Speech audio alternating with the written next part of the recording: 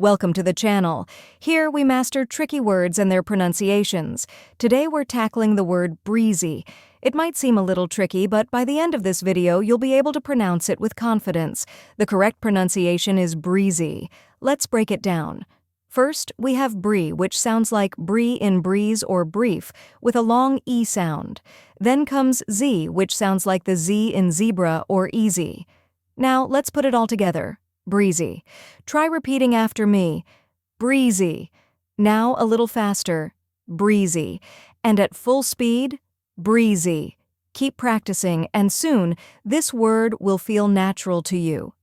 Now that you've mastered the pronunciation, let's go over the meaning. Breezy refers to something that is light, casual, or airy, like a gentle breeze, or it can also describe a weather condition with light wind, and that's it. Now you know how to pronounce breezy and what it means.